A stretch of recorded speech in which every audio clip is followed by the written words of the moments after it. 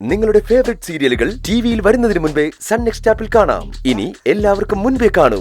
ഇപ്പോൾ തന്നെ sun next app download ചെയ്ത് സബ്സ്ക്രൈബ് ചെയ്യൂ. ഡിസൈൻ സൂപ്പർ അല്ലേ മാഡം ശ്രേയ? ഏത് മോളിൽ കയറി ഇറങ്ങിയാലും ഇതേപോലെ ഡിസൈൻ ചെയ്ത സാരി കിട്ടില്ല.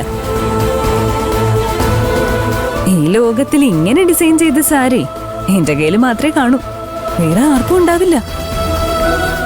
ബ്രാൻഡഡ് സാരി കളക്ഷൻ നോക്കിയാലും ഇതുപോലൊരു സാരി ഉണ്ടാവില്ല.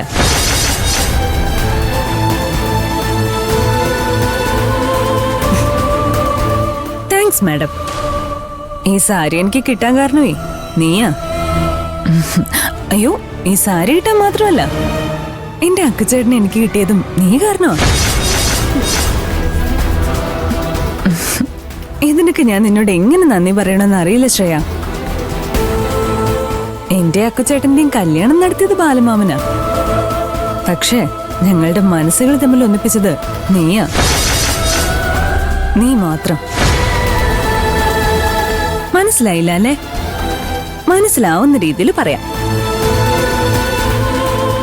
കല്യാണം കഴിഞ്ഞ് ഞാനും അക്കുച്ചേട്ടനും ഭാര്യ ഭർത്താക്കന്മാരായിട്ട് ജീവിച്ചിരുന്നില്ല. ഒരു മുറിക്കുള്ളിൽ ഒരു അന്യപുരുഷനും സ്ത്രീയും എങ്ങനെയായിരിക്കോ അതുപോലെ. അത് മനസ്സിലാക്കാത്ത നീ എന്റെ അക്കുച്ചേട്ടന്റെയും ജീവിതത്തിൽ ഇടപെട്ട് ഞങ്ങളുടെ സമാധാനം കളഞ്ഞു.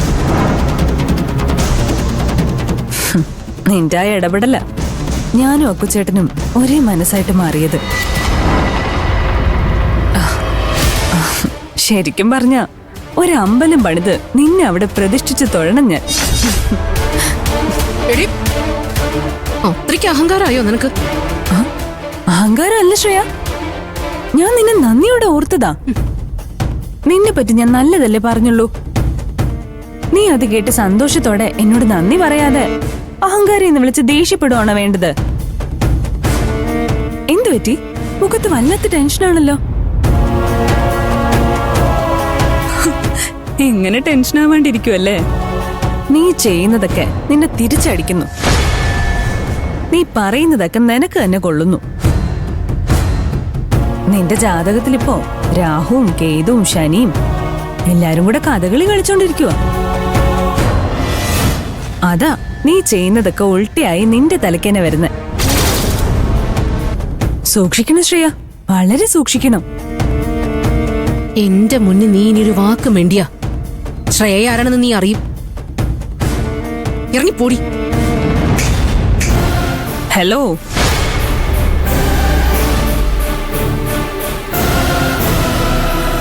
ഞാൻ എങ്ങനെ പോവാനാ ശ്രേയ? ഇത്രയും ദൂരം വന്നത് തന്നെ നിന്നോട് കുറച്ച് പറയാനാ. അത് മുഴുവൻ പറയാതെ പോയാ എനിക്ക് ഒരു സമാധാനവും കിട്ടില്ല.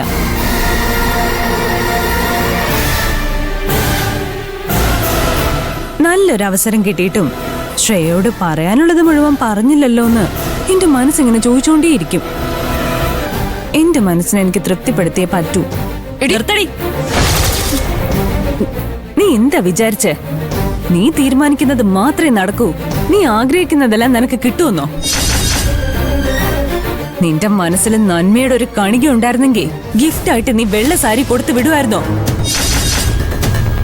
അക്കുച്ചേട്ടനെ ചിതയിലേക്കെടുത്ത് വിധവയായി ഞാൻ വെള്ള സാരി കൊടുത്ത് നടക്കണം, അതായിരുന്നില്ല നിന്റെ മനസ്സിലിരിപ്പ്. വെള്ള സാരി ഇപ്പൊ കളറായത് കണ്ടോ നീ? ഈ സാരി മാത്രമല്ല, അക്കുച്ചേട്ടൻ കാരണം എന്റെ ജീവിതം മഴവില്ലിന്റെ 7 വർണ്ണങ്ങളുടെ ഭംഗിയോടെ കളറായി മാറിയത് കണ്ടോ നീ? അക്കുച്ചേട്ടൻ എനിക്ക് എത്ര സാരി വാങ്ങിച്ചു തന്നാലും അതെല്ലാം എനിക്ക് പ്രിയപ്പെട്ടതാ. പക്ഷേ അതിനൊക്കെ ഒരു പിടി മേളില്ല ഈ സാരി.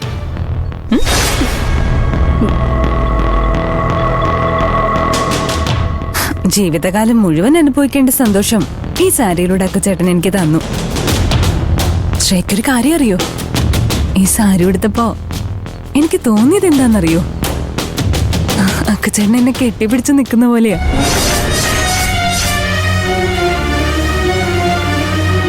അക്കുച്ചേട്ടന്റെ കൈ കൊണ്ട് ഡിസൈൻ ചെയ്ത സാരി എടുത്ത് നിൽക്കുമ്പോഴേ അക്കുച്ചേട്ടന്റെ കൈക്കൊമ്പിളിൽ ഞാൻ ഉള്ളതുപോലെ തോന്നുന്നു ശ്രേയ. ഭയങ്കര സന്തോഷം. ഈ സന്തോഷം എനിക്ക് തന്ന ശ്രേയോട് എത്ര നന്ദി പറഞ്ഞാലും മതിയാവില്ല. നീ ശത്രുവായി കരുതുന്ന എനിക്ക് ഇങ്ങനൊരു സമ്മാനം തന്നതിന് താങ്ക്സ്. എടി ചാരു, ഒരു സാരിയിൽ കുറെ കളർ വാരി തേച്ചു എന്ന് വിചാരിച്ച് നിന്റെ ജീവിതം അങ്ങനെ ആവുമെന്ന് വിചാരിക്കണ്ട. നീ അങ്ങനെ സന്തോഷിക്കാറായില്ല ചാരു. ആണോ? അയ്യോ, എനിക്കറിയില്ലായിരുന്നു. നിന്നെ ഞാൻ അറിയിക്കുന്നുണ്ട്, ഒന്നും ഇതോടെ അവസാനിക്കില്ല. അവസാനിപ്പിക്കരുത് ശ്രേയ. നിന്നെ കൊണ്ടാവുന്നതൊക്കെ നീ ചെയ്യണം. എന്നാലേ അക്കുച്ചേട്ടനും എനിക്കും ഇതുപോലെ പ്രണയവും സ്നേഹവും ഒക്കെ ഷെയർ ചെയ്യാൻ പറ്റും. ഉള്ളിലുള്ള ഇഷ്ടങ്ങൾ ഞങ്ങൾക്ക് തുറന്നു കാണിക്കാനുള്ള അവസരങ്ങൾ ഇനിയും ഉണ്ടാവും. അതുകൊണ്ടാ പറയുന്നത്, നീ ഒന്നും അവസാനിപ്പിക്കരുതെന്ന്. എന്തെങ്കിലുമൊക്കെ ചെയ്തുകൊണ്ടേയിരിക്കണം. ഞാനത് പ്രതീക്ഷിക്കും. എന്റെ പ്രതീക്ഷകളെ ഇല്ലാതാക്കല്ലേ ശ്രേയ. നീ ഒരു പാവാണെന്ന് എനിക്ക് തോന്നിയിരുന്നു. ഇനി നീ കണ്ടോ, ഇവിടെ വന്നെന്റെ കാലിൽ വീണ് പൊട്ടിക്കരയുന്നേ. കരയിപ്പിക്കും ഞാൻ. എണ്ണിക്കോ നീ. ആഗ്രഹം നല്ലതാ, പക്ഷേ അത് അത്യാഗ്രഹം ആവരുത്. നിന്റെ കാലിൽ വന്ന് വീഴാൻ നീ ആരാ? ദൈവോ? അതോ എന്റെ അച്ഛനെ അമ്മയായിട്ട് ഞാൻ കരുതുന്ന ബാലമാമനോ? അതോ ഞാൻ ജീവനേക്കാൾ ഏറെ സ്നേഹിക്കുന്ന എന്റെ അക്കുച്ചേട്ടനോ? പറയുന്ന കാര്യങ്ങളിൽ കുറച്ചെങ്കിലും ലോജിക്ക് വേണം ശ്രേയ. അപ്പൊ ഓക്കെ, ഇപ്പൊ ഇത്രയും മതി.